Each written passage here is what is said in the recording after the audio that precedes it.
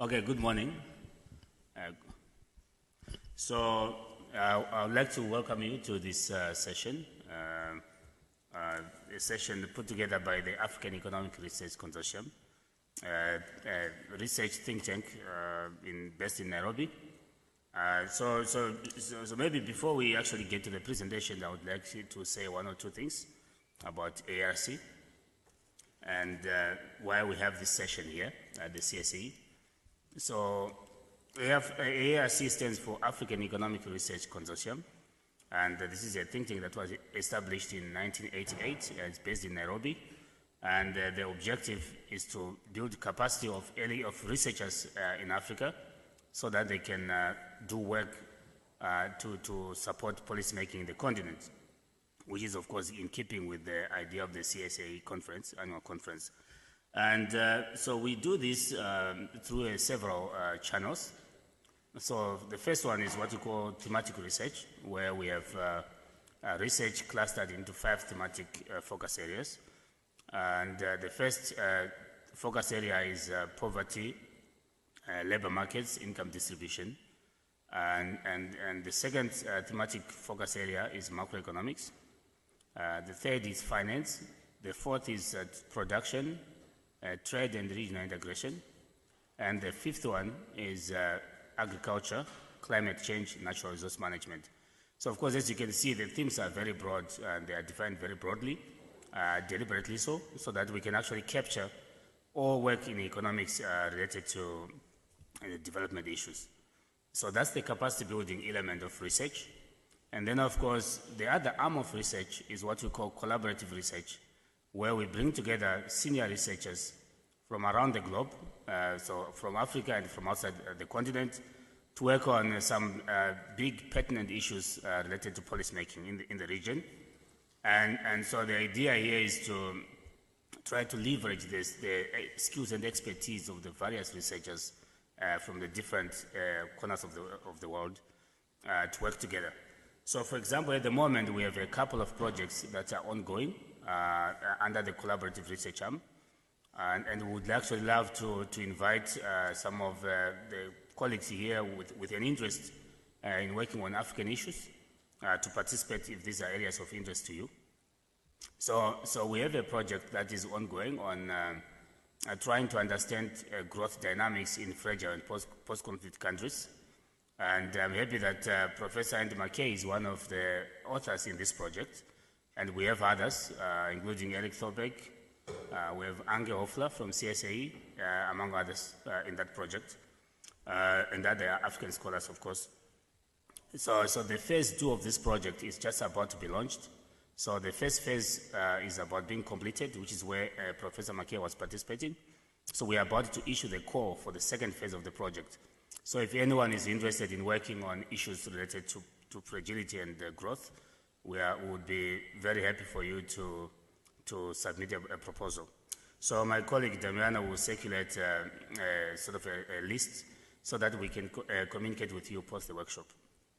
The other project that is also ongoing is Rethinking Regional Integration in Africa. And so the first phase of the project is already in motion. And shortly we are going to launch the second phase of the project, which is focusing on trying to tease out key sort of peculiarities or nuances in certain countries or sub-regions to do with regional integration.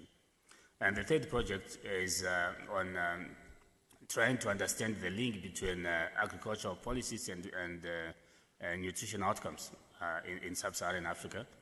Again, the first phase of the project, which we call Framework Papers, is already ongoing, but shortly we are going to launch a call for the second phase of the project. And of course, we would be very happy if some of you colleagues would submit a proposal to that project as well. Then, of course, the other arm of AERC is training. We support, so we do postgraduate collaborative training at the master's level and the PhD level. And of course, the team that I have here is made up of people who are in thematic research, which is the research capacity building arm, but also people in the collaborative PhD program, which is what we call it CPP. These are PhD students working on of course, with their dissertations. So that's a brief about AERC. Of course, I haven't talked about the policy outreach arm, which we are also very big in, and I was very happy that Russia spoke about how to reach policymakers, pretty much in the same way that we actually see the relationship between research and policymaking. So I had the liberty of taking some time, simply because we have 3 researchers instead of 4. So I thought I could share with you a little bit about AERC, but I'm happy to discuss with anyone who is interested about AERC, or you can also talk to my colleague Damiano, just to get a better sense of what we do and what opportunities there are in AERC if you want to participate. So I think with that being said, I would like to get back to the panel so that we can get on with the business of the day. So we are going to have 3 presentations this morning by Dr. Chuku, who is the lecturer University of Uyo and also working at the AFDB, African Development Bank. And we'll have a presentation by Jacqueline Mosomi, who is a PhD candidate at the University of Cape Town. So it's our CPP, or Collaborative PhD Program candidates there. And then I have Dr. Mamello Nchake, University of Lesotho, that's where she is. And so we'll take the presentations in that order, starting with Chuku. So I think I would like to invite you, Chuku. Thank you. Thank you very much, Witness, for that very wonderful introduction. And I'd like to start by first thanking the AERC, Professor Lema, Witness, and Manda. They've given us some of the biggest opportunities to develop capacity and travel around.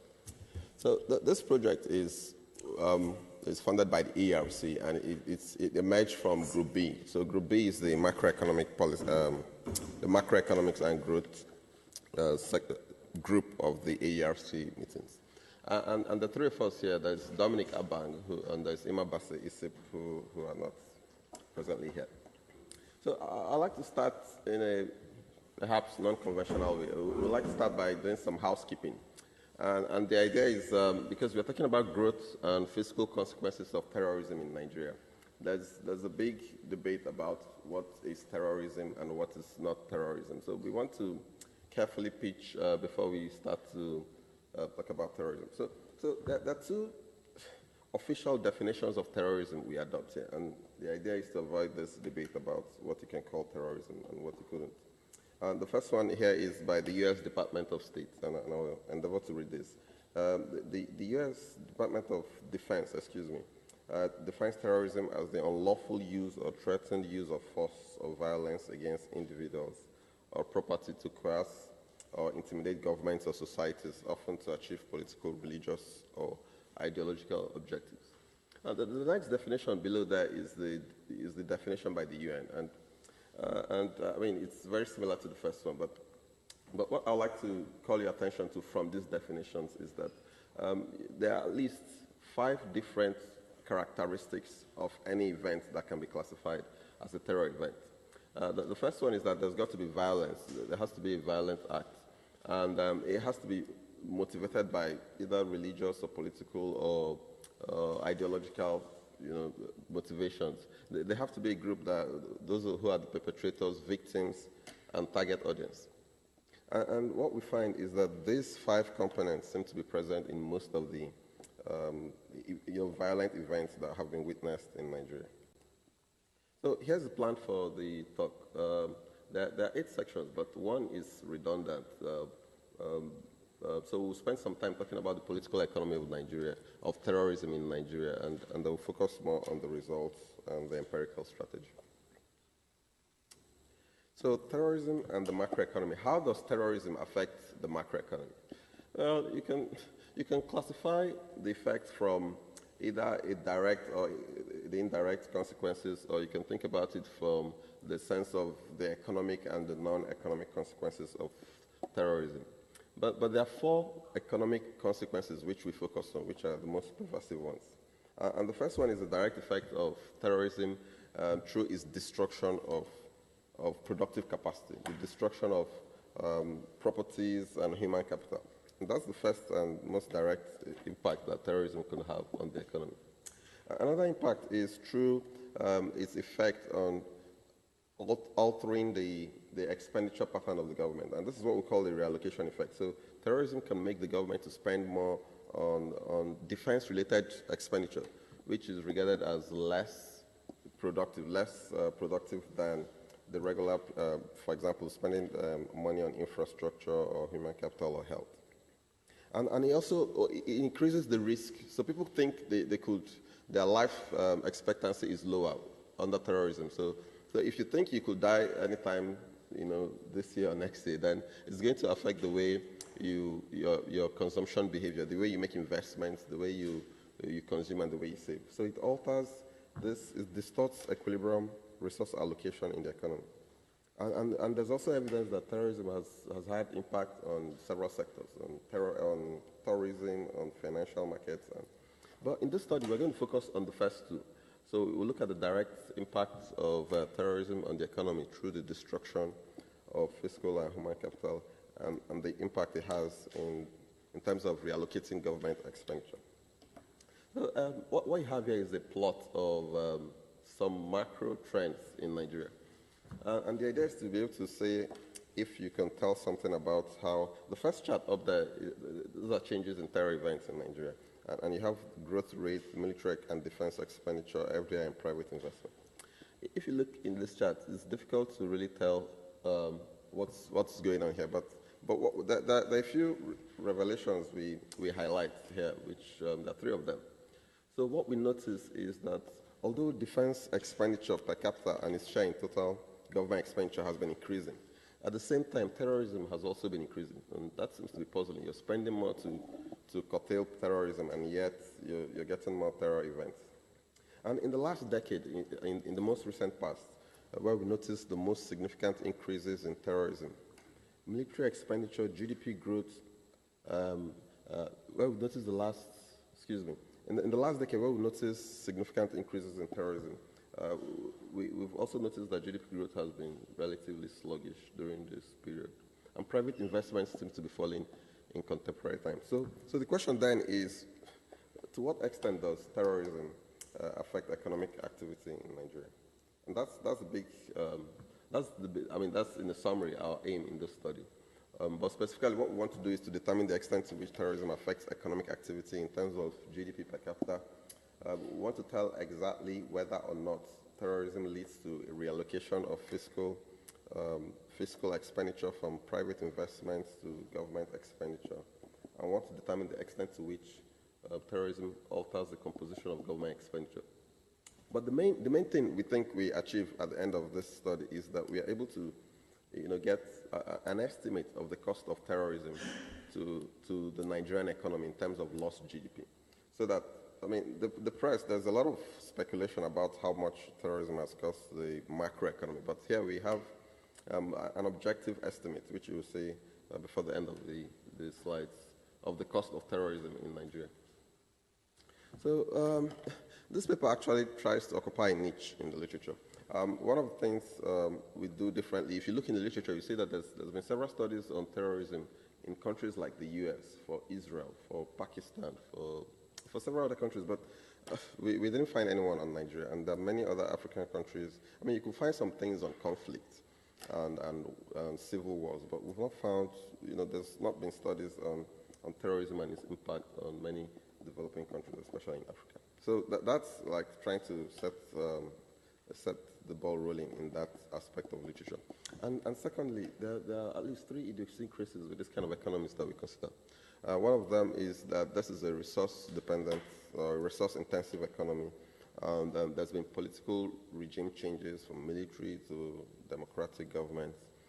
And you may say that there's weak military capacity in this kind of economies. And this is unlike what you have in the US or in Israel, where there's a strong military capacity to respond to terror attacks and terror shocks.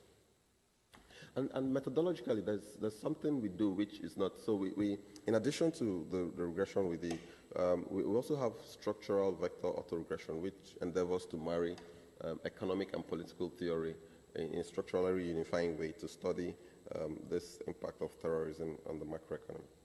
The idea is to make these results generalizable so that any economy that has similar kind of similarities in the structural characteristics, we can say something about, we can generalize perhaps the results from here for those countries. So let's talk a little about the political economy of terrorism in Nigeria. But before we talk about that, I want to show you this chart. Now, this chart shows the incidence and sophistication of terror attacks by terror organizations between 2000 and 2013. And what you see is that, the predominant terror group in Nigeria these days is the Boko Haram side. So you see in terms of incidents that they actually come second with about 750 terror incidents between 2000 and 2013. And, but in terms of sophistication, we measure terror sophistication by the number of suicide, bomb attacks, because you have to be more sophisticated to execute suicide bombs, suicide attacks. In the second panel below, you see that the ranking of Boko Haram is relatively lower. So in terms of sophistication, they're still the lower rank, but in terms of the number of incidents, that's globally, Nigeria has some of the highest numbers of terror events these days. And if we updated this, because this project started with the AERC since 2014, if we got an update of this, you see that the rankings may have changed a little. So now there's this argument that terrorism in Nigeria is believed to be mostly elite motivated, originating from the fallout of political competition for resources. So I'll try and explain what this means. Between 1999 and 2007, there was a president who was from the Southwest. And during that period, we had most of the violent activities were in the Niger Delta, militia groups, militants. And then after 2007, there was a president from the Niger Delta region. And it seemed that all the militant groups subsided their activities, and then there was terrorism in the northern aspect.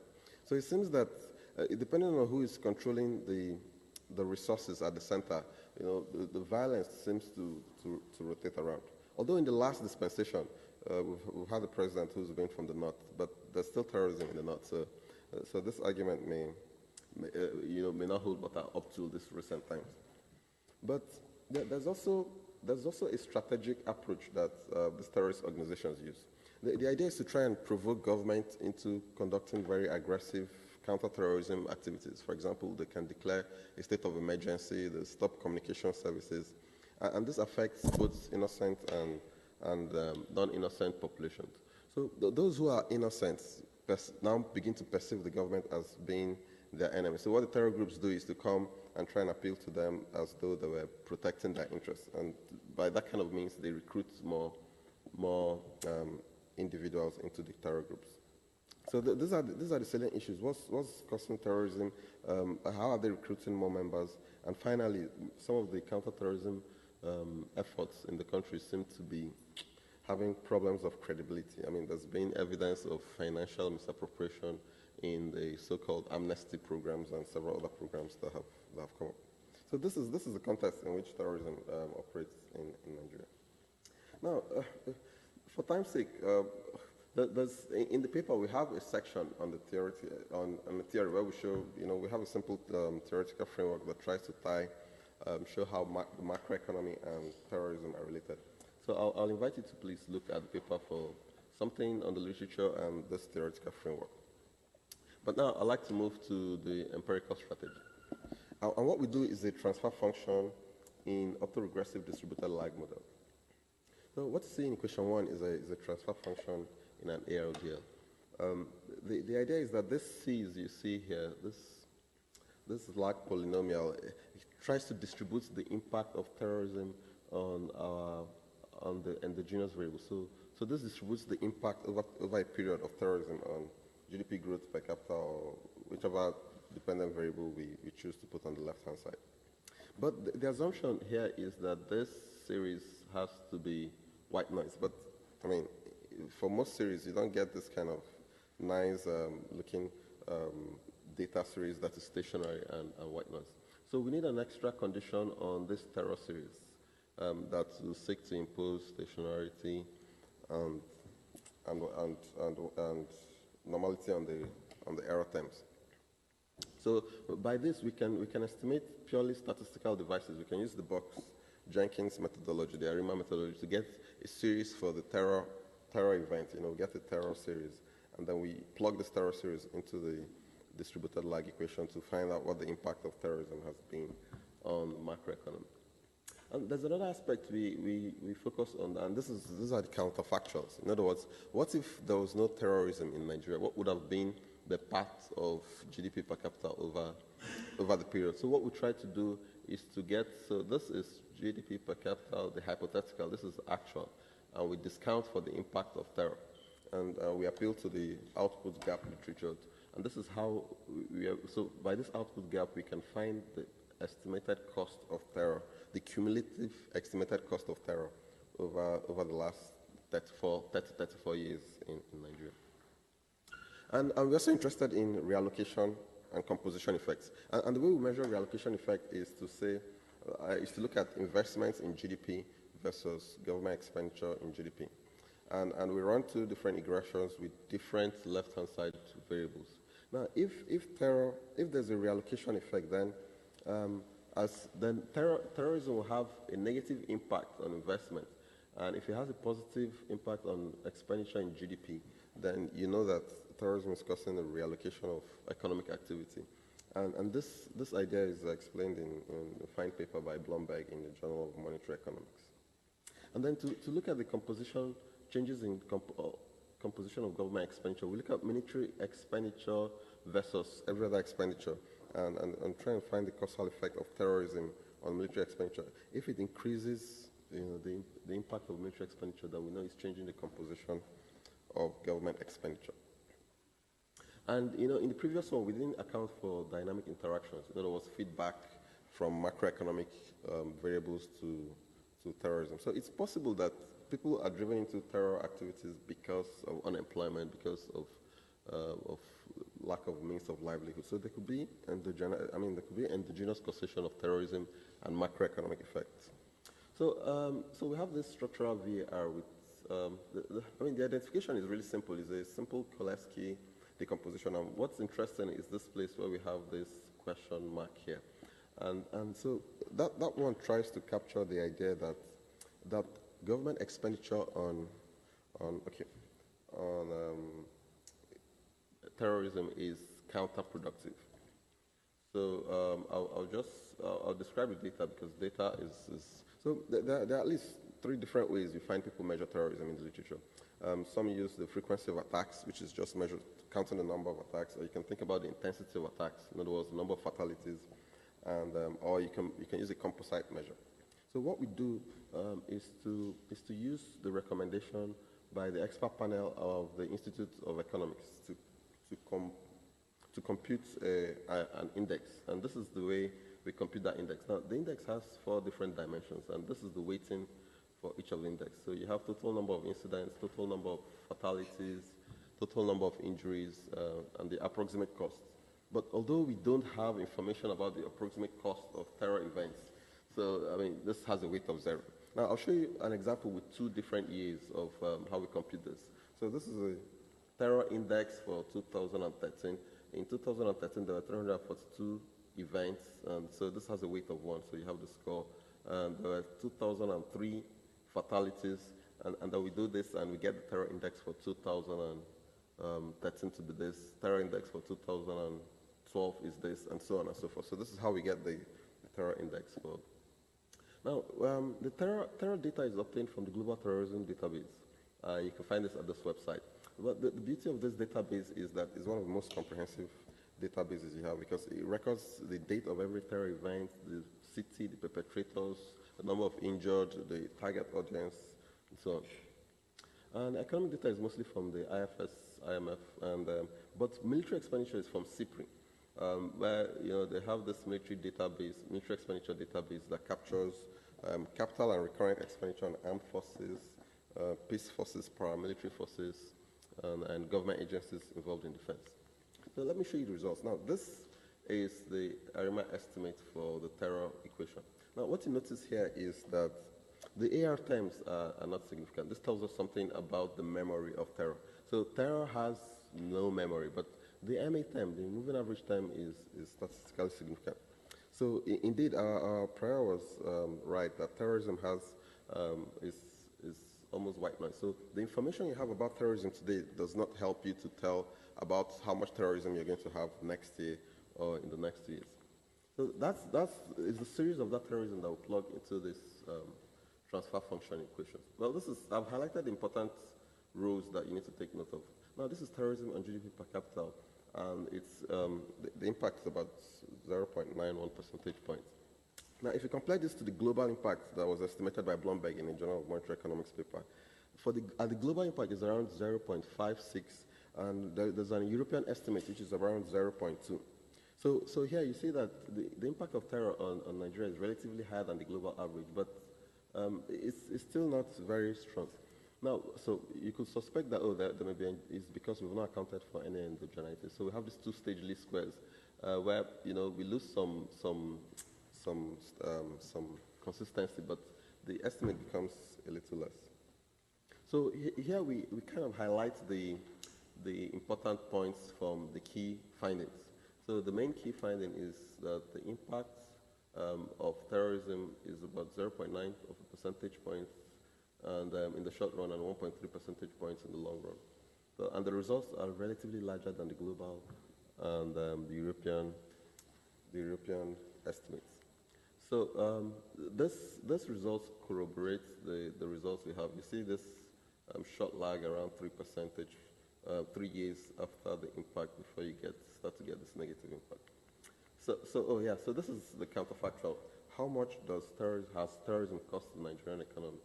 So you see, it's not too much before 2010. You see, so apart from the spikes there, but after 2010, you see that the actual GDP per capita would have been much higher than what it is today. But overall, for the past 34 years, terrorism has cost Nigeria around 27.9% of GDP, and there's a range to this which we show in the paper. But in terms of annual cost, terrorism is costing Nigeria around 0.83 percentage points of GDP. And let me summarize. Let me show you the key messages because I have barely 1 more minute. So, if you just come in, what we have done in this paper is to try and find out the extent to which terrorism has affected growth and fiscal and has changed and altered the fiscal composition of government in Nigeria. There are 3 key findings from the study. Terrorism has economically and statistically significant negative impact on growth, although this impact is small and short-lived, with manifestations occurring only after about 3 years. There's also evidence, although this is not robust, that there's a reallocation of economic activity from investment spending to government military spending. And for policy purposes, it's important that when budget preparation activities are taking place, that the impact of terrorism, the reallocation switching impact should be considered during budget preparation. And I'd like to thank you for your kind attention.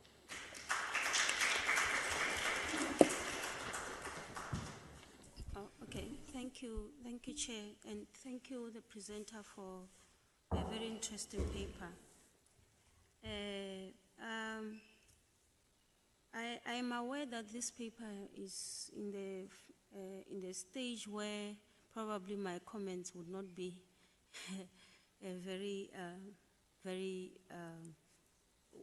not be able to be integrated in the paper any longer for the reasons that the presenter know. But however, I noted 2 issues in the paper which I thought would be of somehow worthiness to mention. The first one is the issue of the literature. I noted that in the paper you mentioned that there are hardly any studies that investigate the economic impact of terrorism in Nigeria. And I think I got a little bit skeptical about this statement regarding the importance of this issue, particularly in that economy, of how could that be possible.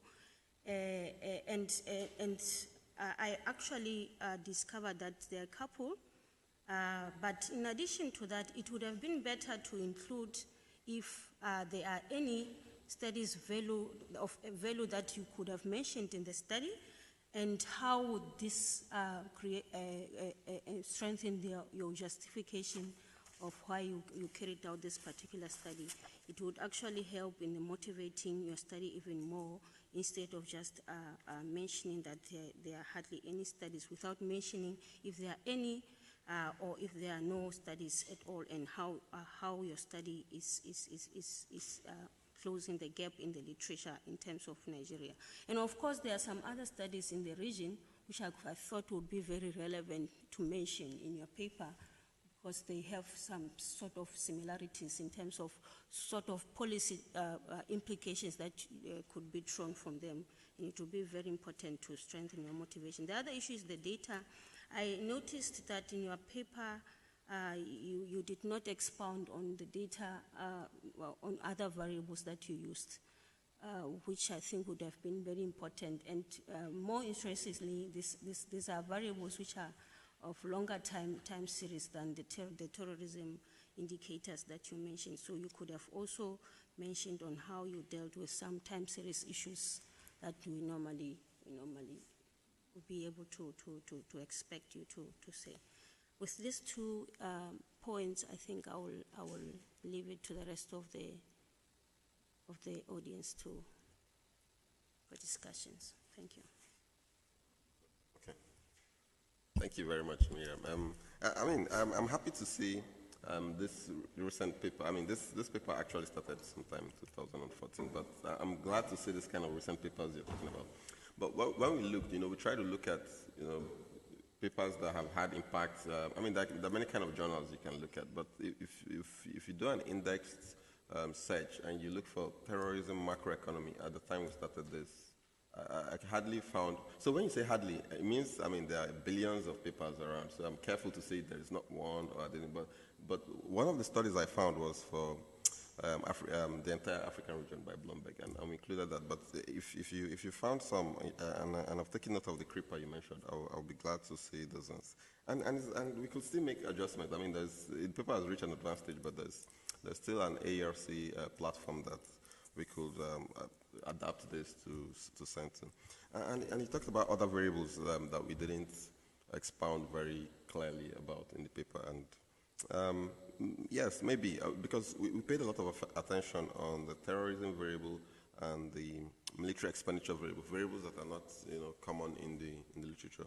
But the other variables are mainly regular control variables, GDP, investment, expenditure. So we didn't think it was too necessary to explain this. But if you think, to help readers to understand what we're doing better, we're happy to fix this. Thank you. Okay, so thank you, Chuku. So I just want to open to the floor. If you have any questions or comments, please.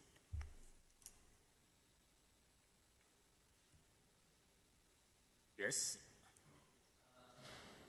It's fine, I was finished there. I was just wondering, I might have missed it. How did you actually come about the base? Instead of talking about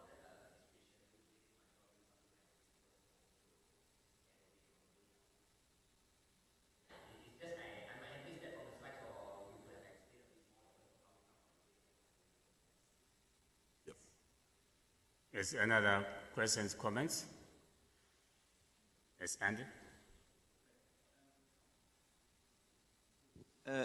Okay, thank you very much for the presentation. This is an important and difficult issue to study, so well done for trying. I felt I wanted to see a bit more connection between the cross-country model that you did and the Nigeria case, and I felt I wanted to see more about more discussion of the Nigeria case, more analysis of the Nigeria case, and what are the specific issues there and so on. I felt if you can develop that more, I think that would be very interesting. Nigeria is an interesting case study and a very interesting case to study, and seeing more of that I think would have been nice. Now, I haven't looked at your paper, so I'm not sure what's in the paper, but I felt in the presentation I wanted to hear more about Nigeria and the case in Nigeria. Yes. Yeah, thank you,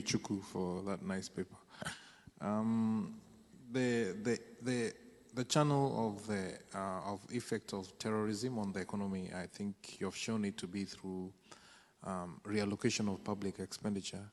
Would the case be different if Nigeria didn't have sanctions on buying military equipment? Would the effect have been larger?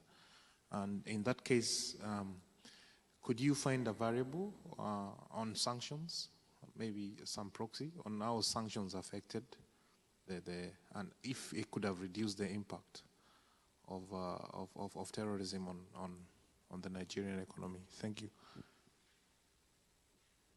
Yes, so maybe you can respond to those. Okay, thank you.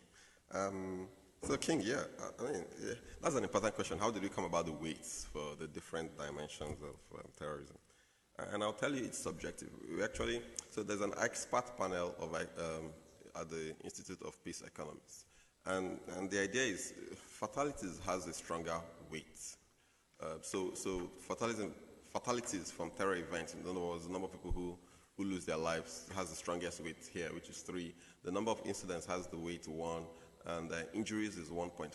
This is subjective. I mean, it's not based on any distributional. It's a global standard that some experts agree on. So, and we just used that. We didn't try to argue psychologically for which of the dimensions should have a stronger impact. And Professor Mackay, thank you very much for this. So this is not a cross-country study. This is a Nigeria case study. And we have one section where we say the political economy of terrorism in Nigeria, where we make an effort to talk about how terrorism has emerged in Nigeria and how it's evolving. But I agree that there's more, because it's so dynamic, it keeps changing. There's more discussion that needs to be done about helping to understand the Nigerian context about terrorism. And Paul, thanks. So the thing you call sanctions, I would say that there was a restriction by one country on the supply of military equipment to Nigeria. It wasn't a sanction. So the US says, we don't like the way you use this military equipment. You use it both for civilians and terror groups. So there's going to be a restriction. We have to monitor the way you use. But there's a lot of places you can buy arms from. I mean, Russia is very happy to sell you arms anytime, any day. So I don't think this would change the dynamics or the it wasn't quite a problem, as it were. I mean, there's Israel, which we have a good collaboration with, as Russia. So, although there was a restriction from the US, which used to be our major partners in this military equipment, but I don't think it had any kind of significant effect that could alter the implications of this result. Yep. Okay. So, yeah. Any other questions? Yes, Andy. Okay, I accept the point. I've looked at your paper and I see it is a Nigerian model.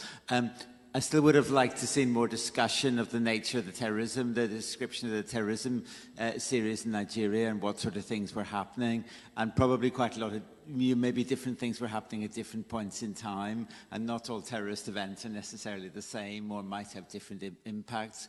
Boko Haram, for example, might be quite different to other things, but just more descriptive analysis of the terrorism series, I think, would add to the paper. Okay. So that one is a comment. Yes. Okay. So thank you very much, Chuku. So can we?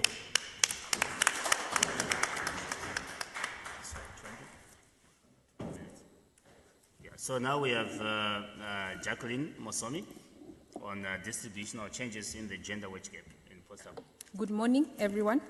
Hope you can hear me. So my name is Jacqueline Mosomi, and I'm going to present on distributional changes in the gender wage gap in the South African labor market. And so this topic is quite relevant, somehow controversial in other scenarios. So an example is a few months ago, Hyundai South Africa tweeted that South African women earn 25% less than men. So this was on the Twitter platform. So you can imagine the kind of debate this sparked. So some of the comments included, I wonder who is this feminist who came up with this false information. Someone else commented and said, this is a myth. We are paid equal for the same job, and it's illegal if this discrimination occurs. So that people have different views. There are people who still think that the gender pay gap is a myth, and there are those that believe that it exists. Last week, here in the UK, Goldman Sachs published a gender pay gap in the company of 56%. So this is not an African problem, it's not an Arabic problem, it's a worldwide problem that needs to be addressed. And therefore, this will be the structure of my presentation. I'm going to go through the motivation, the questions, go through the literature, the data, the methods, and give you some of the conclusions. So why gender wage inequality, and why specifically in South Africa? So during the apartheid era, discrimination in South Africa was actually enshrined in law, and women were treated as second-class citizens. So over time, there have been changes that point to a shrinking gender wage gap over time. And these include deliberate anti-discrimination legislation in the labor market by the democratic government of the ANC, closure of the gender gap in education, increased labor force participation of women, changes in norms and culture. Now women have different attitudes towards the labor market, and they have more opportunity cost of staying out of the labor market due to their investment in human capital characteristics such as education. However, there have been several studies on the gender wage gap, and studies still report that there's a persistent gender wage gap in the South African labor market. However, the reason we are carrying out this study is that there were data quality issues at the beginning of coming from the apartheid era into the democratic era. There were data quality issues at the beginning as the new Statistics South Africa was trying to improve on their data collection methods, and therefore these data quality issues and different in methodologies by different researchers make results uncomparable. Therefore, we are not able to track how this gender wage gap has evolved over time. Therefore, we have some discrepancies in literature, with some studies reporting a decline over time, others an increase over time. And therefore, this paper looks to examine salient aspects of the gender wage gap, which include the evolution of the gender wage gap from 1993. So the new democratic government came into power in 1994. So we want to look at what was the state of the gender pay gap in 93, just before we moved into the democratic government, and how has it evolved over time, given the legislative laws that have taken place over time. And therefore, because different researchers have used different methodologies, we used different methods in this study, both parametric and non-parametric, to try and see whether there are differences in the results we get. So the main questions we are asking is, has the gender wage gap declined or increased in South Africa in the post-apartheid period? And what are some of the factors that can explain the changes in the gender wage gap across the wage distribution over time? And if at all the affirmative action laws and anti-discrimination laws have taken effect, at which parts of the wage distribution are we seeing these effects taking place? And so, in case I run out of time and I'm not able to give my results, this is the takeaway point from this presentation. So analyzing the gender wage gap at the mean, we find that the mean wage gap has narrowed from about 40% in 1993 to about 16% in 2014. However, the median wage gap, which is greater than the mean wage gap due to the high inequality in South Africa, we find that the median wage gap has not moved a lot. It is between 20% and 30% with some fluctuations. However, at the very lower end of the wage distribution, which is at the 10th percentile, we find that the gender wage gap has declined from about 60% in 1997 to about 7% in 2014, which leads us to ask the question, why are we seeing a decline at the lower end of the wage distribution, no change at the median, and some small changes at the mean and at the upper end of the distribution. So we find we associate the decline of the gender wage gap at the 10th percentile to minimum wage legislation and improved human characteristics and improved returns to these human capital characteristics. So what does the literature say? As I introduced before, there were data quality issues at the beginning of the household labor surveys, which caused discrepancies in what authors were finding to be the state of the gender wage gap. So in front of you, figure 1 just shows, compares the mean wage gap from our analysis and some of the results are from the literature. So the black will present the overall wage gap. The pink shows you the explained wage gap, which is almost always negative, and the blue will show you the unexplained wage gap, which we are careful not to call discrimination because it could be due to several factors. So as we can see, the mean wage gap has declined somehow over time. And for example, so this is a study by Muller 2009, and in 1995, they were finding the overall wage gap in South Africa to be negative, which really did not make sense to us, as this was the beginning of the democrat. They have just moved from apartheid, so it did not make sense to us that they could find a negative overall gender wage gap. But when this is around 1999, then the wage gap becomes positive. So for this author, their conclusion, if they had just picked this year and this year, they would have concluded that the gender wage gap had increased over time.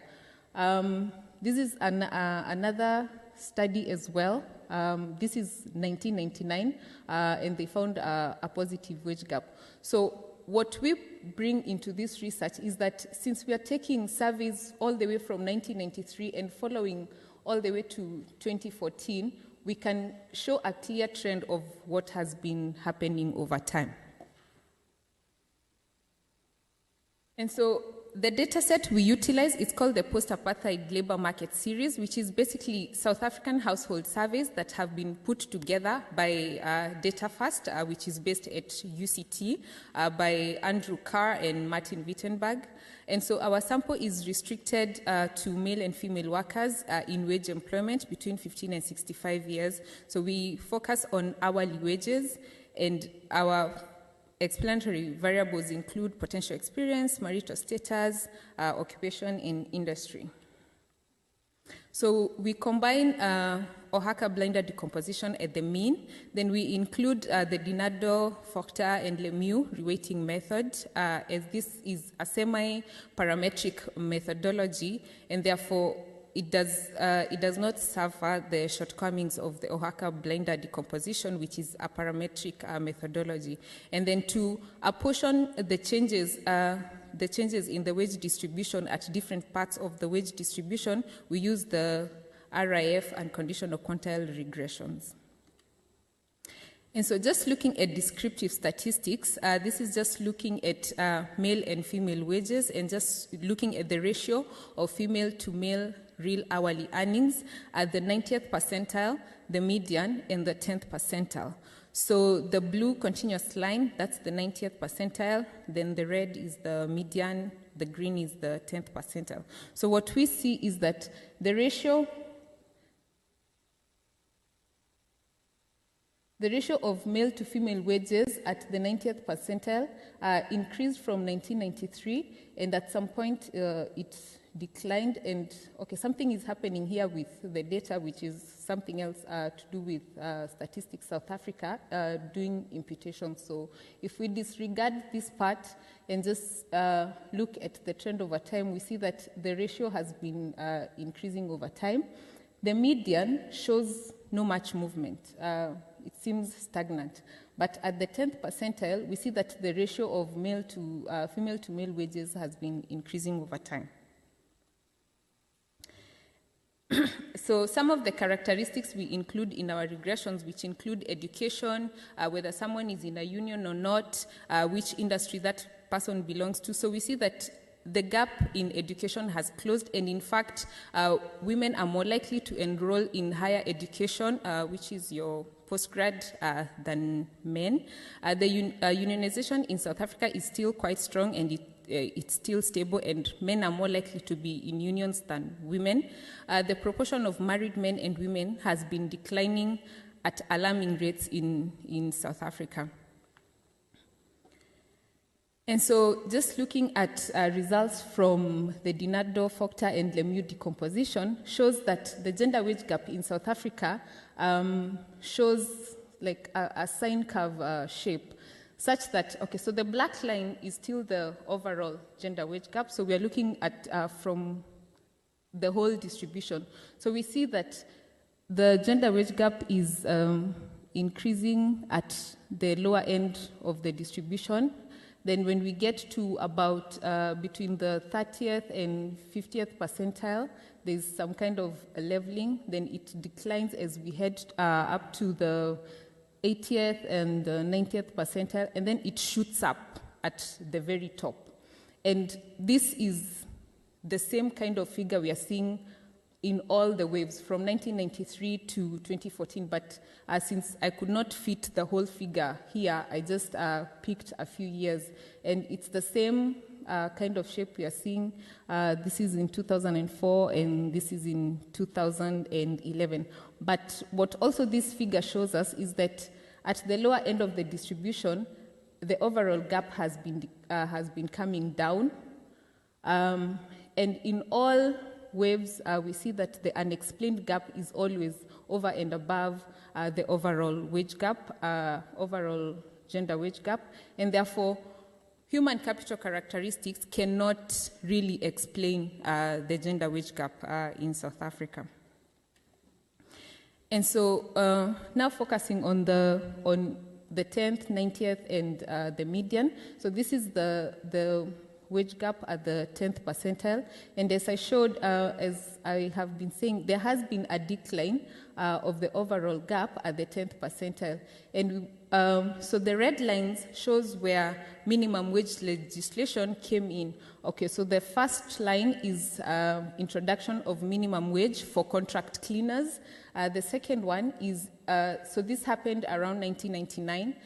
The third one is introduction of minimum wage legislation for domestic workers, which make the bulk of 16% of women in the South African labor market are in domestic work. So there's a huge chunk of women in domestic work, and therefore introduction of minimum wage for domestic workers really contributed to the decline of the wage gap for the 10th percentile.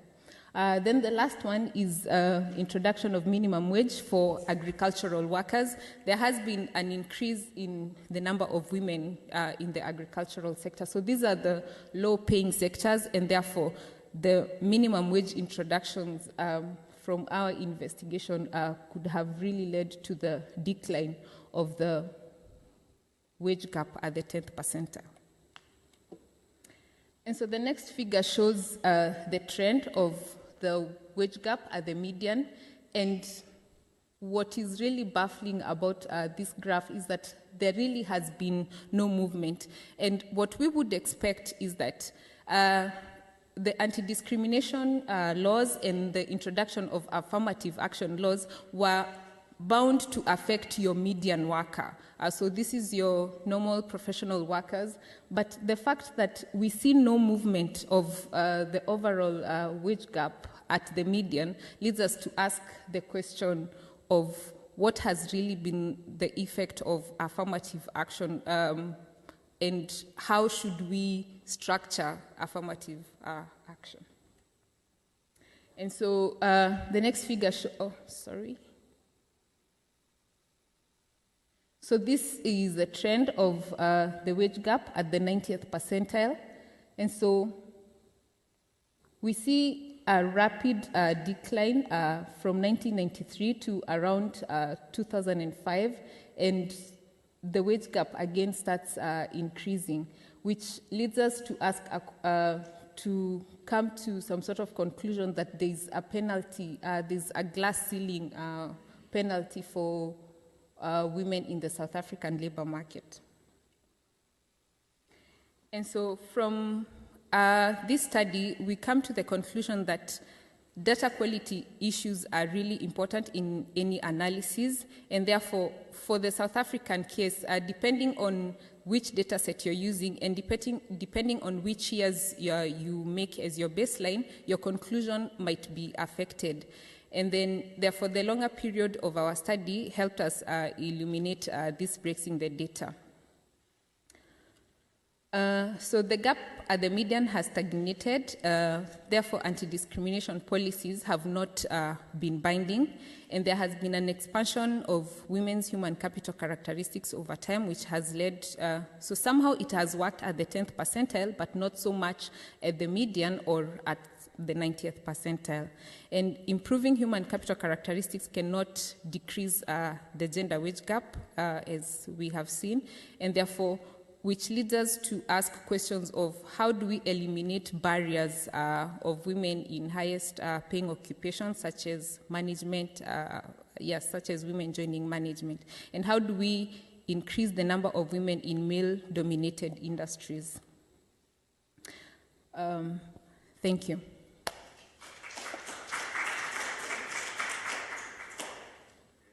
Thank you very much, Jacqueline. I find this to be an interesting paper. This is a topical issue about gender wage gaps in South Africa. So I have a few comments. So what Jacqueline does is to argue that when that gender wage gaps may differ depending on the base period you choose, so the results may differ, and then she tries to walk us through the differences between the apartheid period and the post-democratic government. And I think that she tries to carve a niche in how she tries to manage problems related with data quality and anti-discrimination policies by using this non-parametric reweighting and unconditional quintile regressions. So I like the way particularly she did the evolution of gender gaps over time. So you can have a sense of what's been happening with gender gaps in South Africa for a good period of time. So, but she recognizes this problem about the sample selection bias that is often a problem in this literature. But I didn't quite get exactly if at the end of the study, if this methods you have used have accounted for this, have kind of dealt with this sample selection bias. I didn't get that sense at the end, but I got the sense that problems about missing data, outliers, and missing information is treated because when you have this distributional analysis, then you can account for those.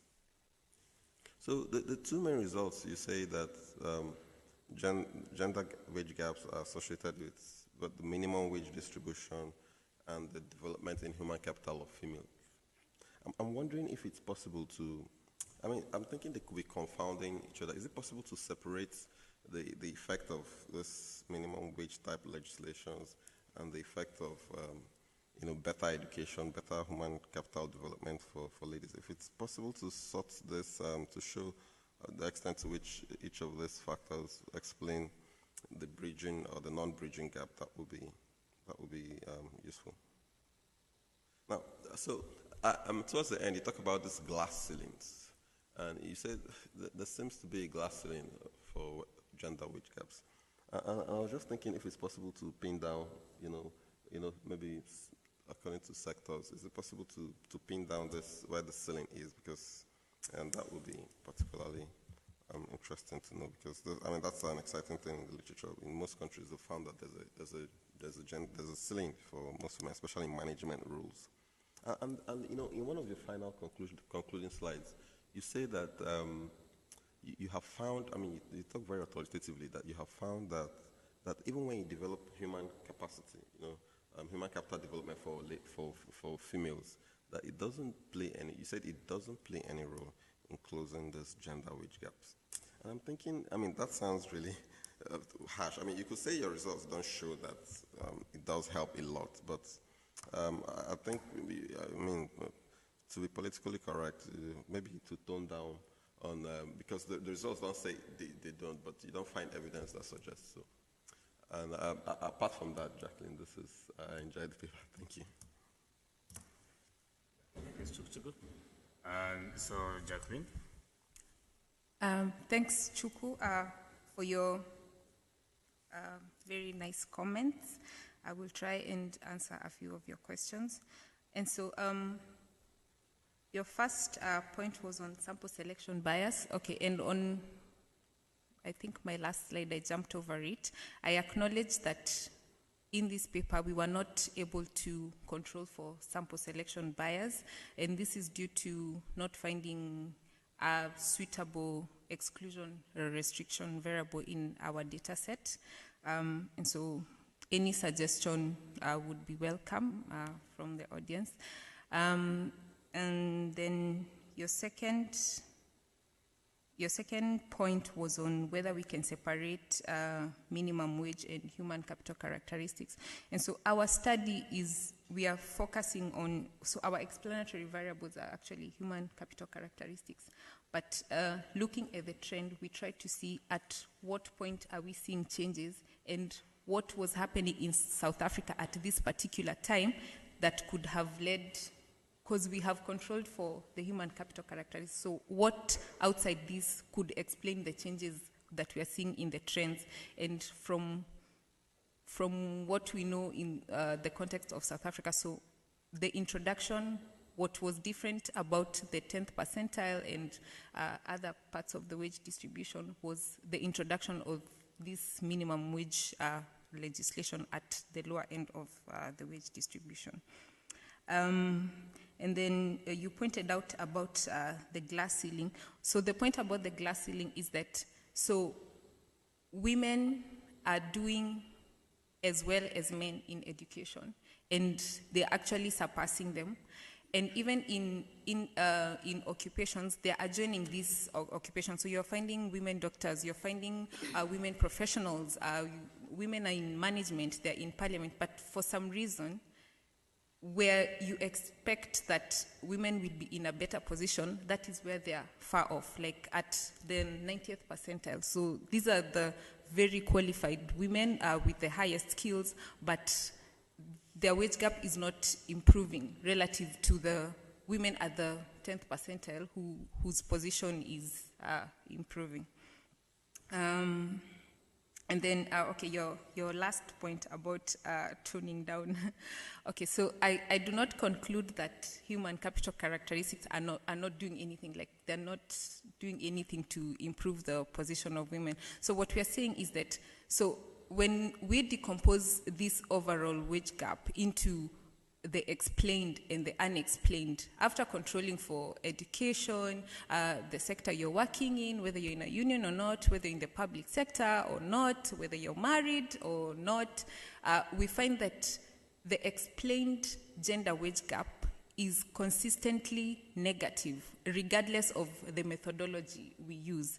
And therefore, what we are saying is that, yes, the South African government has done very well in improving the human capital characteristics of women. And therefore, the wage gap that we are seeing is not due to women having subpar characteristics when you compare them to men. So that is what I'm saying. I'm not saying that educating women will not improve the position of women in the labor market. Thank you very much. Okay, great. So we open up. Any questions, comments? Yes, Ariane.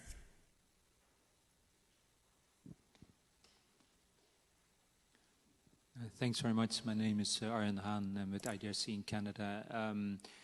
Great paper. Thanks very much. The two questions.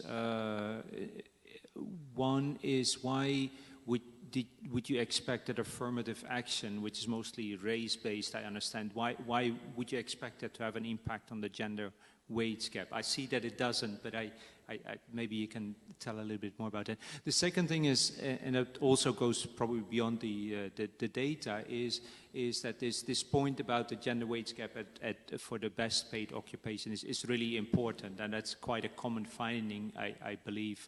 One of the questions is what kind of occupations they are. My impression is that newly emerging occupations, like in IT, is where you suddenly see that wage gap suddenly popping up. It's nerdy men, basically, that get into these occupations where there's wage gaps, and somehow you feel that over time that wage gap then gets reduced. So I was wondering if you have any indication what kind of occupations they are to the top income.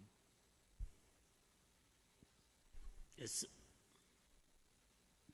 Hello, thank you, Jackie, for the interesting presentation. I just wanted to ask, in terms of some of the, I understand you said that human capital formation is not necessarily doing so much for the gender wage gap. And I think issues such as gender inequality in Africa, there is also an element of social institutions and attitudes and stuff like that. So I'm just curious to see if you can find some way to place those in your analysis, and maybe we may see maybe they may do more to explain what we observe, since we're saying human capital is not doing so much. Thank you. Ante? Okay, thank you, Jacqueline. It's a very, very nice paper. I know some of the although I haven't worked with the data myself, I know the challenges of working with some of this data, so well done. Little bit on the sort of sample selection point. I mean, when you're comparing wage differentials, of course, you compare the people who are in the sample, the people who are there. But the question, of course, is who's participating and who's not participating, and with the distribution of occupations that you have. Now, it may or may not be easy to do the correction for the sample selection, but at the very least, I think it'd be good to have a good descriptive presentation of this. How many women are participating? What sort of things are they doing compared to men, and so on? At least having that sort of thing, even as descriptive thing, I think would be useful. Of course, if you can correct for the sample selection issue, that's even better. And the other thing about the wage gap, I wondered if whether the women have children or not is a relevant factor for the wage gap. Yes. Yeah, thank you very much for that good paper. Yeah, mine relates to what you said. Other characteristics which may explain the wage gap, like having children, which may not necessarily be educational or skill level. Things like having children, taking care of children, things women do which men do not do, taking longer time off work, like 3 months maternity leave, and like in Uganda, men only go for 4 days, so they don't lose a lot of money. Then the other aspect is things which may be sensitive in South Africa, but it would inform policy much better and proper targeting. The issue of race in South Africa, I think if your data allows, I don't know if it allows how many white women you have in your sample, and I know black women are there for sure, but I don't know how many white women you have in the sample, and then compare. And if it gives you any variation, that would be good for government policy. Thank you. Yes, any other questions, comments? Okay, so maybe before you respond, I also have a sort of a similar sort of question or comment in terms of, I don't know if your data allows to separate, for example, public versus private. Because I think in government, probably you wouldn't expect to get a large gender wage gap. Because typically in government, I mean, for same work you would get almost like you're assured of same salary, but in the private sector it might be different. So that might be an issue. And also, I don't know, you said you control for human capital characteristics, so that includes experience as well. Okay. Thank you so much for your questions and your comments. I'm sure they will be very helpful. So this is my PhD thesis. It's my second paper, so I'm really grateful for your comments, which will help me improve the paper. So I will first address the comment by Ariane on affirmative action. And okay, so affirmative action is both on the race, on racial discrimination and on gender discrimination. And so I'm looking at all women in this analysis. So I include white women and African women and colored women and Indian women. And so women experienced discrimination. So there was gender discrimination, and especially black women. So black women were facing discrimination twice, on the race side and on the gender side. And so the effect we are seeing here, so the fact that I also have white women in my analysis, I cannot give a conclusive result that affirmative action has not had an effect. I can only say that we are seeing women at the median, where we expect that you're going to find, your professional women. And so since I have both black women and white women in my analysis, I do expect to see some kind of change from 1998 when these laws took effect. And so the fact that it's level, like there's no fluctuation, then I ask, what is happening here? And then your other comment on occupation, so where are we seeing these women? Yeah, I understand your question, because we are seeing, some of the authors have reported that in occupations where women do not have to be there physically, or any workers do not have to be there physically, we are seeing a decline of the gender wage gap. So what is hurting women is the fact that they're still the majority caregivers, and therefore this reduces the number of hours they give to the labor force relative to women. And so in South Africa, you will find most women in domestic, just looking for some sort of, yeah, so this figure shows you the proportion of women managers in the South African labor market. So it has been increasing over time, but not very much. And then you're seeing women professionals. So they are slightly less than 50% of the labor compared to men, and this proportion has been increasing slightly over time, but not so much. And then, so the professionals are the red, so which is somewhere around, just slightly around 50%. And then we are seeing most of them as clerks. So most women in South Africa are going to be in the clerks profession. So you're going to find mostly white women here. And then, so these are some of the occupations where you're finding women.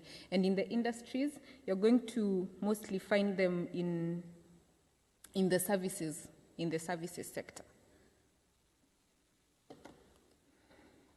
Okay, and then there was social institutions and attitudes, where I can find space for this in my analysis.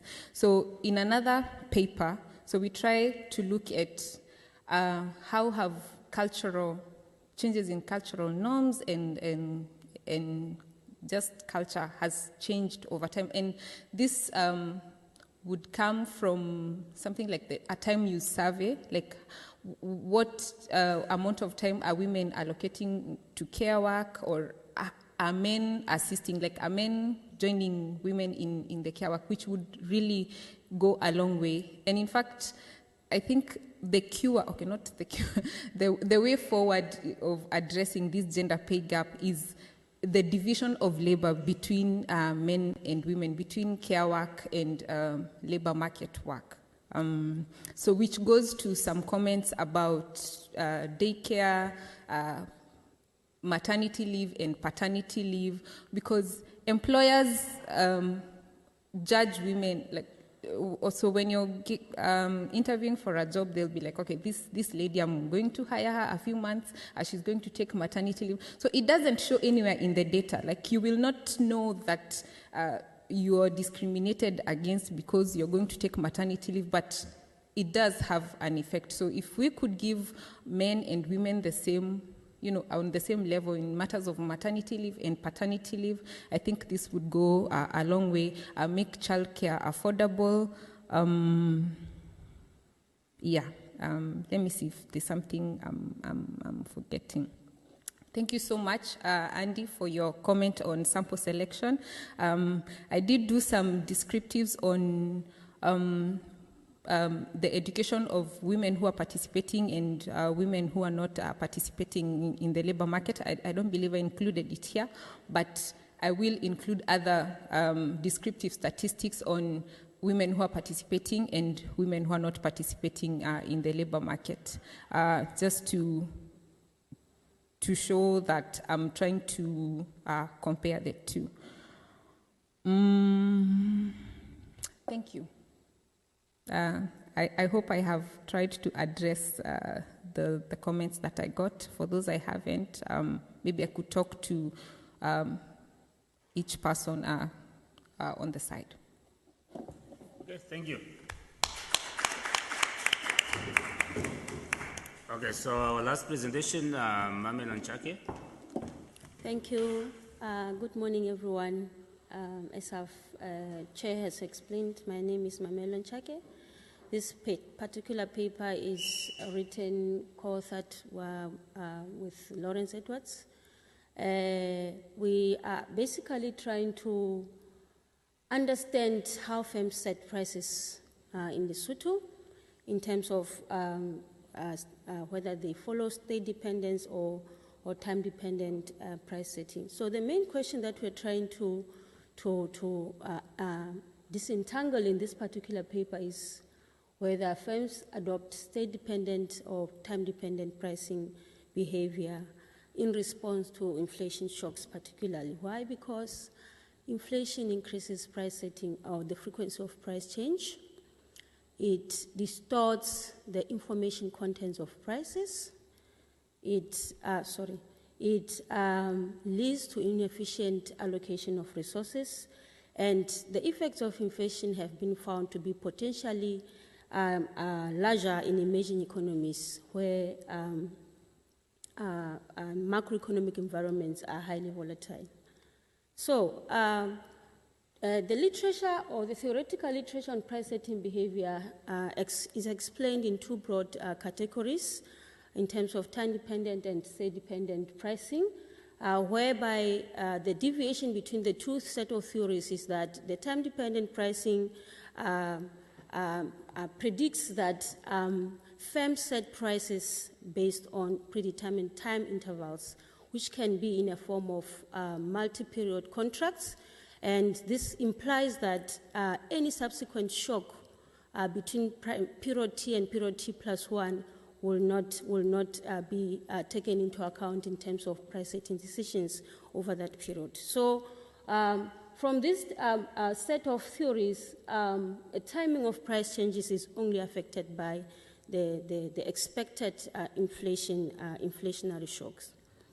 So, on the contrary, the state-dependent models predict that firms set prices based on in response to economic conditions or macroeconomic shocks that occur at any point of period in time, which means that prices are adjusted whenever there's a shock in the economy or some sort of a shock, and that shock should be large enough to guarantee a change in price, taking into account that there are some sort of costs that are associated with changing prices. So basically, these models presume that timing of price changes is affected by unanticipated shocks. This is a very important conclusion regarding this theory.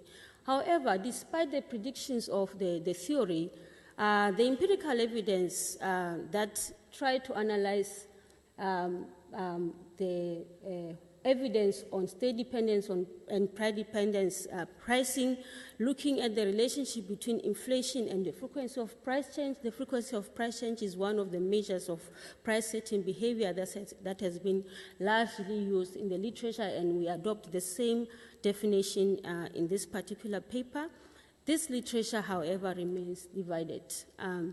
There's no consistent support of whether firms follow state-dependent or time-dependent pricing across different countries. In particular, the literature has shown that in advanced economies, there's generally a conclusion that most firms follow time-dependent pricing, while in emerging economies, the evidence has shown that most firms follow state-dependent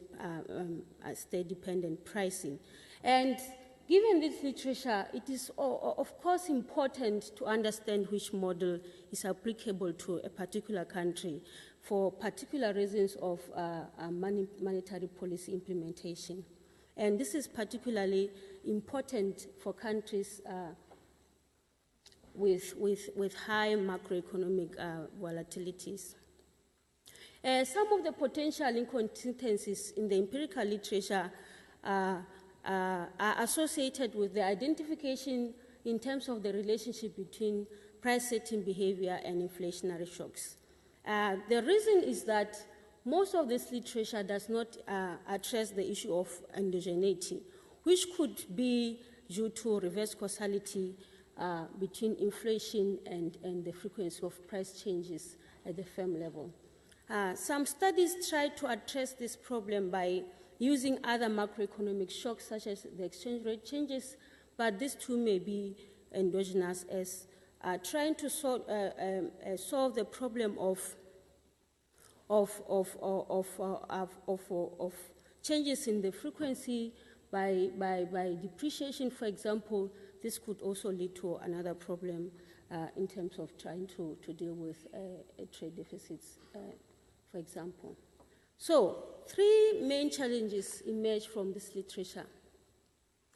The first one is to find a suitable exogenous shock in trying to identify the causal effect on the frequency of price change and inflation. The second one is that most of the studies in this literature use different price data collection methodologies that are usually not comparable. For example, some studies use the composite CPI indices, which are hiding a lot of heterogeneity that cannot be explained at the aggregate level. Secondly, some studies have tried to use disaggregated price level data to sort out this. And these studies usually also make use of national aggregates to compute the frequency of price changes, but also ignore the important dynamics that occur at the regional level. Yet, the theory shows that these shocks are not uniform across regions, even within a country. So this paper particularly contributes in two ways. The first one is that we investigate, we investigate whether firms in Lesotho adopt state-dependent or price-dependent pricing behavior when they are faced with some inflationary shocks, particularly in Lesotho. So we presume that if the frequency of price change is related to unexpected inflationary shocks, then that predicts state-dependent pricing. On the other hand, we presume that if the frequency of price change responds or is related to expected inflation, then that presumes time-dependent pricing.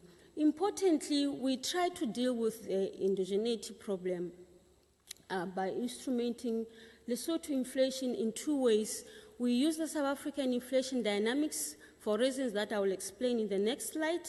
Secondly, we use inflation in the surrounding regions in Lesotho, assuming that this should be exogenous to local firm price setting in Lesotho. So a case study that we considered is for Lesotho for several reasons. Lesotho is a small open economy that is surrounded completely by a larger economy, South Africa. It is also a member of the Common Monetary Area, and under the Common Monetary Area, Lesotho has pegged its exchange rate 1-to-1 to the South African rand. It has also surrendered its exchange rate policy as much as also the monetary policy. Therefore, this means that Lesotho monetary policy decisions are largely determined by South African monetary policy decisions. Secondly, the Central Bank of Lesotho does not have any influence whatsoever on domestic interest rate, and these are largely driven by decisions in South Africa or by the South African Reserve Bank. Similarly, with the exchange rate, Lesotho does not have any autonomy in controlling for the exchange rate policy as also stipulated by the Common Monetary Area conditions. So, as a result, Lesotho is characterized with several structural rigidities and macroeconomic uncertainty. Secondly, Lesotho is also a member of the Customs Union, the Southern African Customs Union, under which it can import products from South Africa as another member of the Customs Union duty-free. So as a result, being a small country, largely dependent on South Africa, being a member of a common monetary area, and also the transaction cost being eliminated through the common monetary area, Lesotho imports a large portion of its product from South Africa, about 80% and more. Secondly, Lesotho's retail sector is largely dominated by South African companies. Therefore, there's a big influence on price-setting behavior from South Africa on Lesotho price-setting behavior. As a result, African inflation dynamics are exogenously determined by South Africa. We are saying so because even though South Africa influences Lesotho's inflation dynamics and price-setting behavior, it is not the reverse. The case is not true for South Africa. Lesotho is a small economy. It does not affect the price-setting decisions in South Africa, and neither does it affect inflation dynamics in South Africa. So this could be a very interesting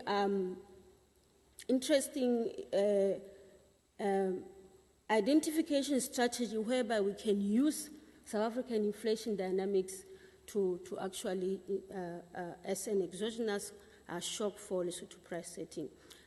Finally, we have a very detailed price level data that explains these dynamics very well. In our paper, the South African Journal of Economics paper 2015 explains about this data even further. If you are interested, you can talk to me afterwards.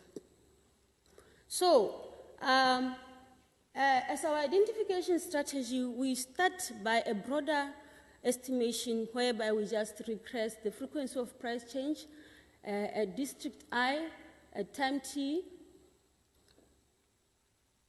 Oh, sorry, I realized that I skipped this slide. That's why now it becomes difficult to explain. So our data is highly unpublished data, and disaggregated data, unpublished, collected by the Bureau of Statistics in Lesotho, consisting of 93 months, monthly frequency, and over around 196 goods. So we exclude services because they are less tradable between regions and even across countries when we are going to consider the South African data set. And also it varies across the districts of Lesotho, which is a very good dimension that is not addressed in the literature. We also use the CPI inflation data for South Africa over the same period, which was collected and computed by South African Statistics South Africa. So I was saying that at the broader analysis, we start first by regressing or estimating the relationship between the frequency of price change or price sensitive behavior and inflation where our dependent variable is estimated at the district and time level, and also inflation, which is pi, and we also control for district-specific effects and time-specific effects. But we further decompose inflation into expected and unexpected in order to establish basically the predictions of state dependence and time dependence theories, as I've explained before. However, two challenges emanate from estimating equation 2. The first one is that there is no independent measure of expected inflation in Lesotho data. Secondly, there could be potential endogeneity emanating from reverse causality, as I've explained before. So we address this in two ways. There's something that is happening with the slides. Sorry. So first we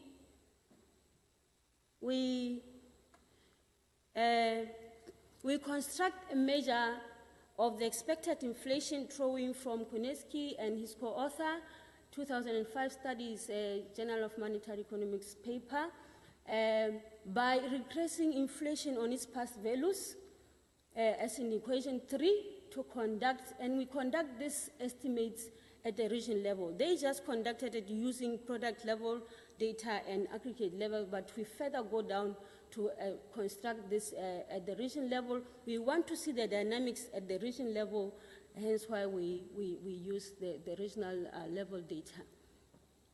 So the residual part of the equation becomes the unexpected inflation, while the explained part becomes the expected inflation for each district I. So secondly, we deal with the issue of reverse causality by two ways, as I've explained before.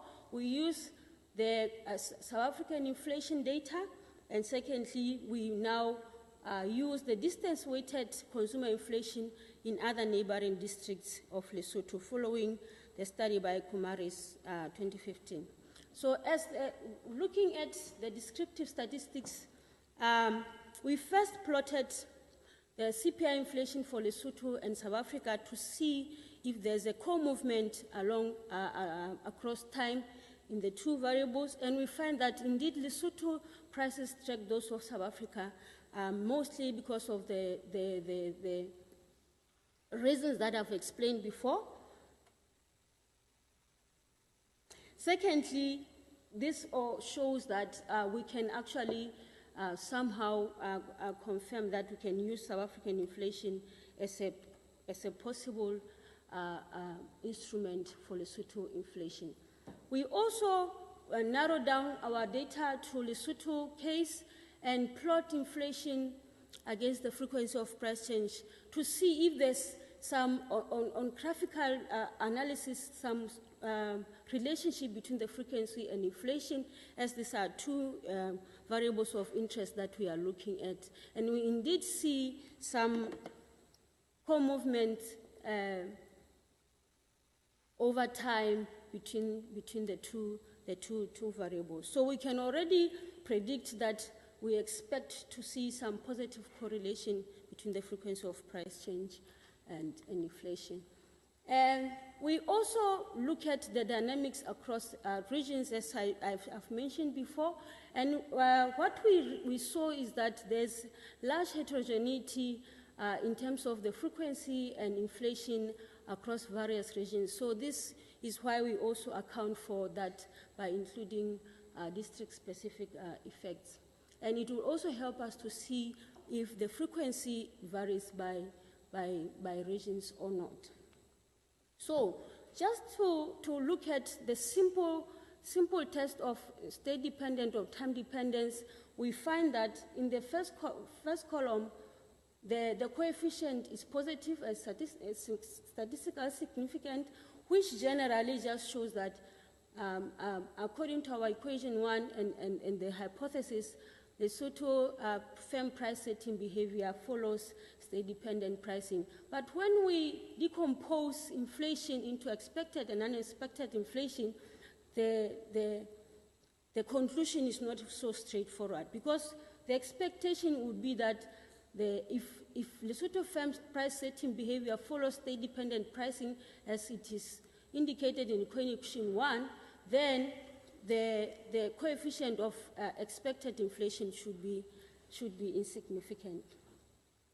So this could be probably due to reasons of endogeneity. So we further tease out this relationship by considering issues of endogeneity, first by instrumenting using South African price data, and the evidence shows that there's evidence of state-dependent pricing behavior among retail firms, but the evidence is not as strong as the coefficient is only significant at 10% level. We further consider an alternative measure by constructing a distance-weighted inflation on other regions other than region I, which we assume that they should be exogenous to the region I's price setting behavior, and we find that the relationship provides a much stronger result. So, in conclusion, the results that we have tried to understand in terms of how firms set prices in Lesotho shows us that there is evidence of state-dependent pricing behavior among retail firms in Lesotho, and these results become more robust as we account for the issue of endogeneity in the data. And we also see that region-specific shocks are more important in price-setting behavior among retail firms in Lesotho, sort of suggesting that probably product markets may not be fully integrated, because firms do not view markets as a single market, but they consider their regional markets as opposed to aggregate markets.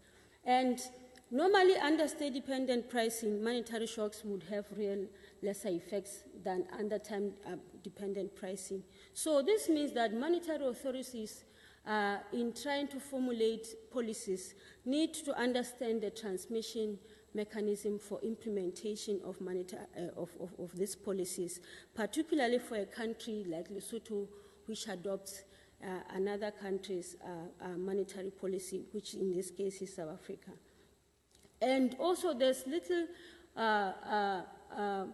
with little control over monetary policy decisions, such as in the case of Lesotho, the country will need to implement domestic policies to ensure the alignment between domestic inflationary conditions with those in South Africa, upon which the monetary policy is implemented. So we also thought of further extensions whereby we will consider the presence of symmetrical relationships between the inflation and the frequency of price change. So let me note that this is not yet a concluded paper, so we are still going to consider improving it further upon your comments. Thank you.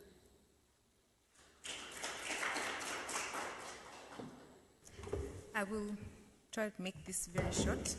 Thank you, Mamello. It was a well-written paper. It was a joy to read. The topic is relevant. So just 2 points to try and make it brief. So my first question is on the decomposition of inflation into expected and unexpected inflation.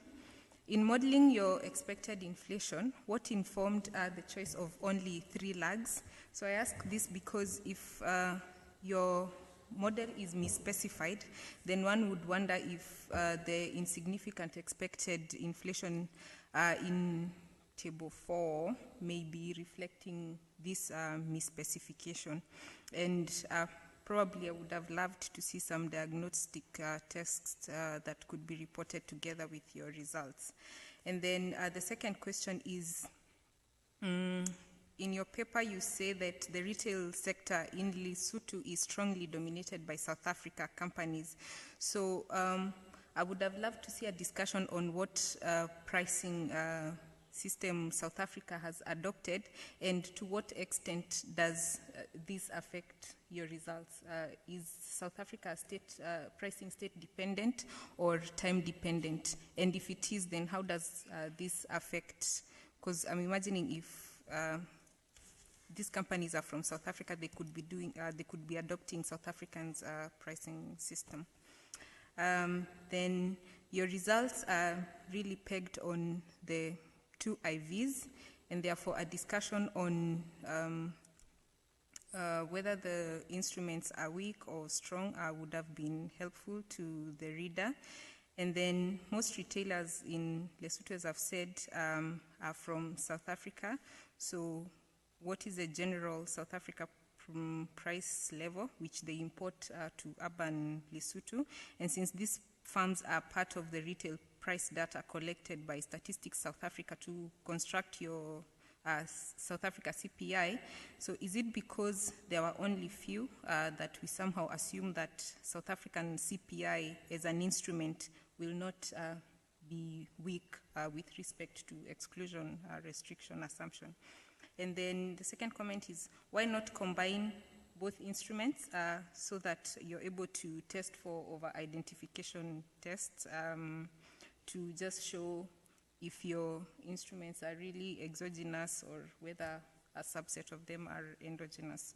But it was a good paper. It was a joy to read. Thank you. Thanks so much. Do you want to make a quick response before we open up? Okay.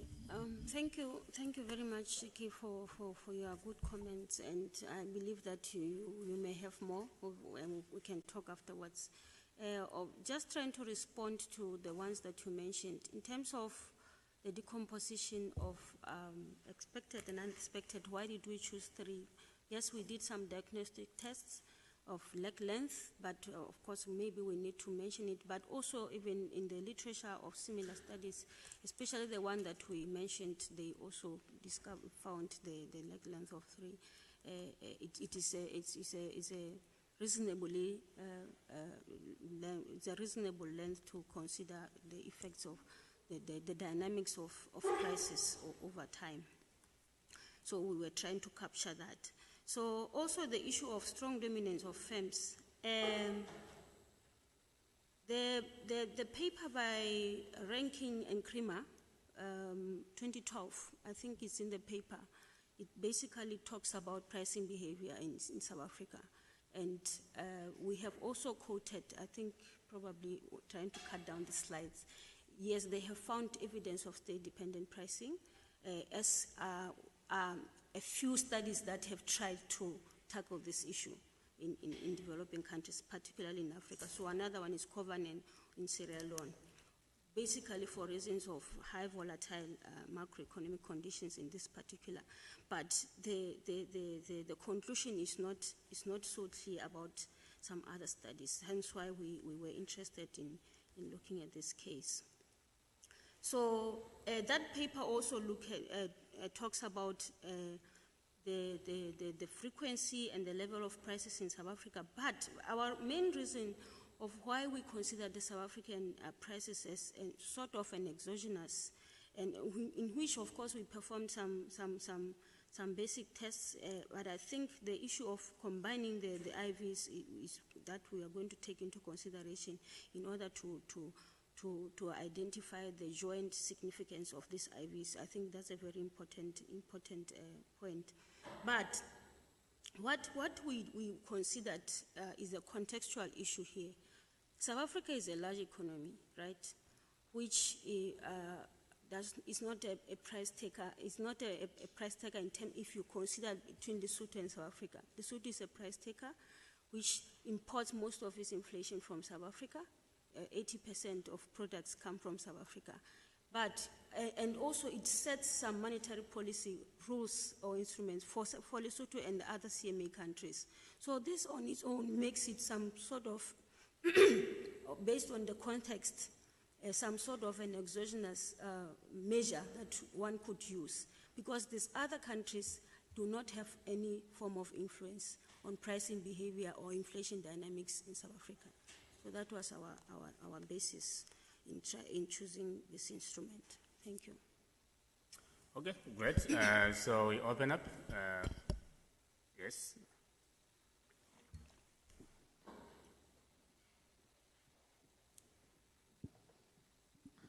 Thank you for that nice paper. Well, I was looking at it in terms of policy, the relevance of the paper for policy. Now, in the context of Lesotho, given that you have surrendered your sovereignty on monetary policy, there's nothing you can do about monetary policy, and there's nothing you can do about the exchange rate. The only tool you're left with is the controlling of capital. You can only control capital, and I didn't see anything to do with the capital account on your model. I think it will be good to have it in your model, either as an instrument or as a variable in the first stage regression. That's the only tool you have. South Africa controls your monetary policy, controls your exchange rate.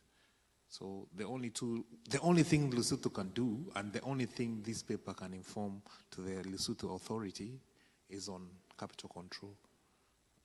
That's the only tool you're left with, and you should consider that seriously. Thank you. Yes, another comments?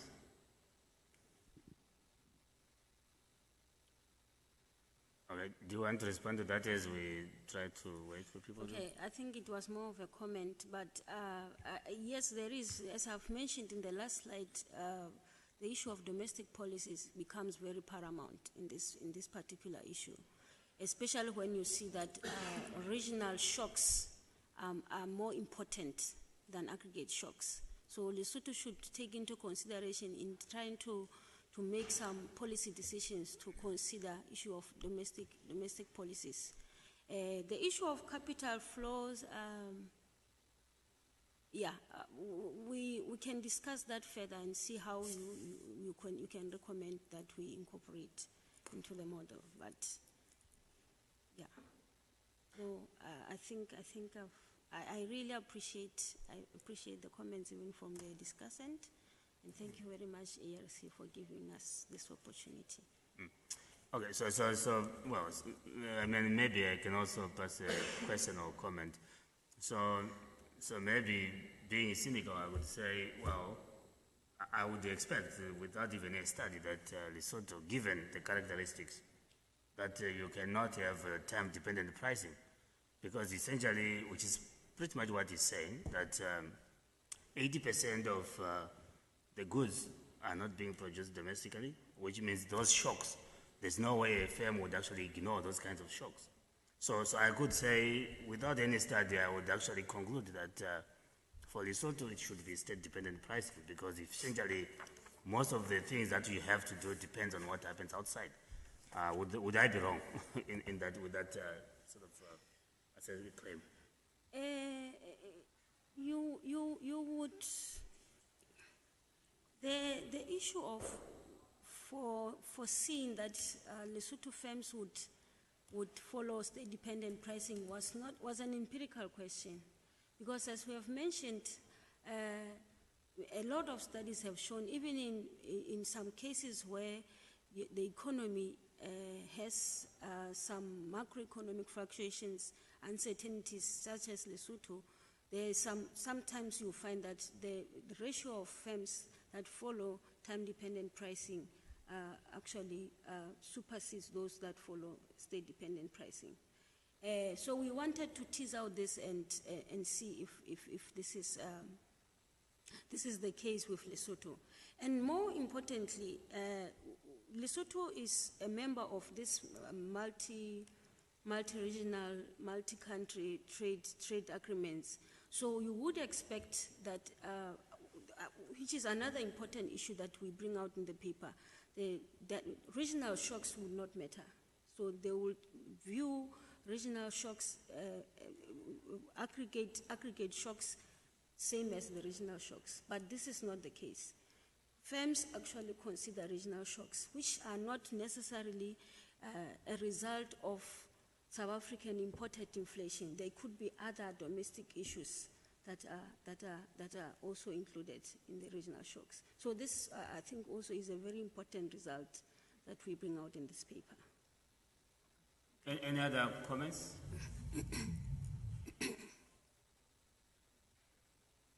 Okay. Seems like no comments. All right, so otherwise, please help me to thank the panelists for a wonderful job. I think all the presentations were well done. Thank you very much.